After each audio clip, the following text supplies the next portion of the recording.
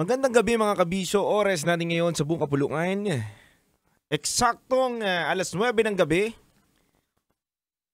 At para sa mga nakatutok na naman sa atin sa 90.7 Love Radio, kasama nyo na naman ang titindig sa mga pinaglalaban ninyo na si Titan Cello.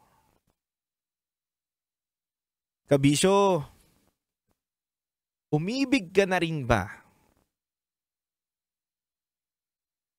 At nagkaroon ng relasyon na parang walang kasiguraduhan. Katulad na lang ng top secrets caller natin kagabi, mga kabisyo. Karoon siya ng karelasyon. 2 taon silang nagsama. Ngunit, hindi niya alam kung tapos na ba talaga ang kanilang relasyon at ano ba ang dapat niyang gawin.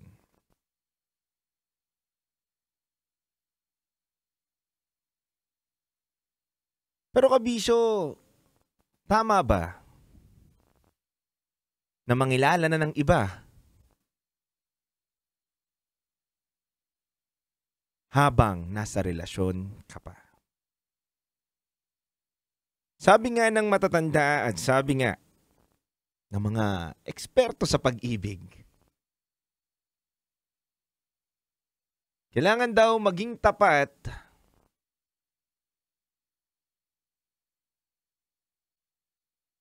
at magkaroon na maayos na komunikasyon para magkaroon na maayos na relasyon. Pero mukhang sa naging caller natin kagabi mga kabisyo, hindi sila nagkaroon na maayos na komunikasyon kaya nauwi sa hindi maayos na relasyon. Isang malaking question mark para sa isang binibini na napakinggan natin ang kanyang top secrets kagabi na hanggang kailan daw ba siya mag-aantay? At kahit mismo sa kanya, mga kabisyo, hindi niya alam kung ano pa ba ang label nilang dalawa. Hanggang sa tuluyan na po siya, kabisyo, na umibig at nakipag-date na sa iba. Pero ulitin ko mga kabisyo, bago tayo mangilala ng ibang tao o papapasukin sa buhay natin bilang isang karelasyon, siguraduhin na muna natin ang past relationship natin ay nagkaroon kayo na maayos na komunikasyon sa inyong paghihiwalayan.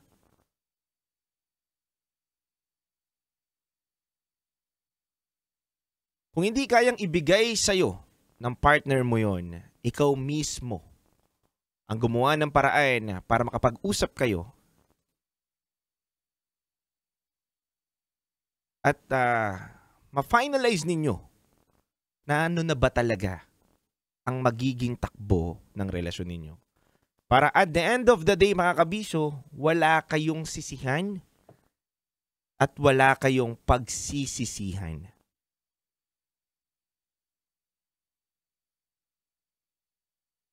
Mga kabisyo, masarap umibig,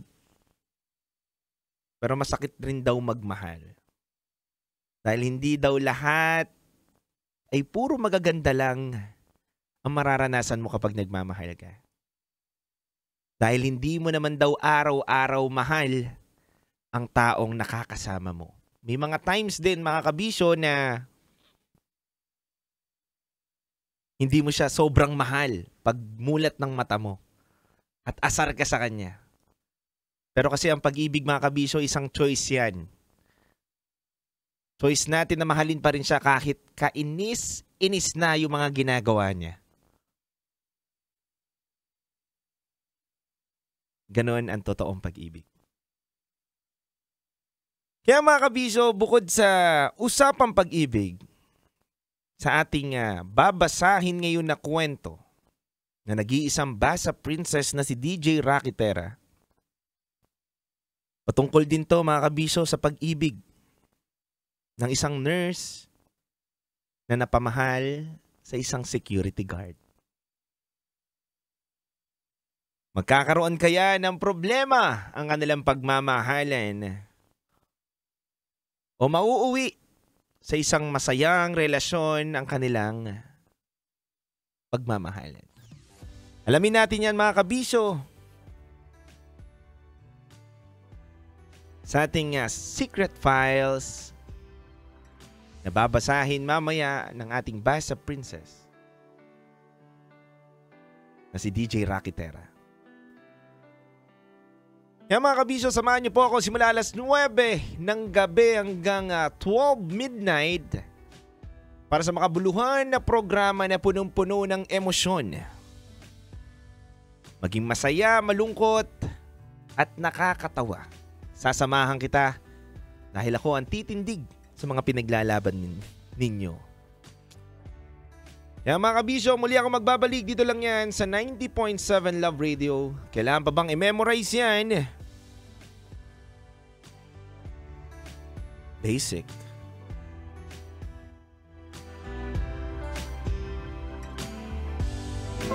Mas kontrobersyal. Actually, nakatikim ako ng sampal sa kanila.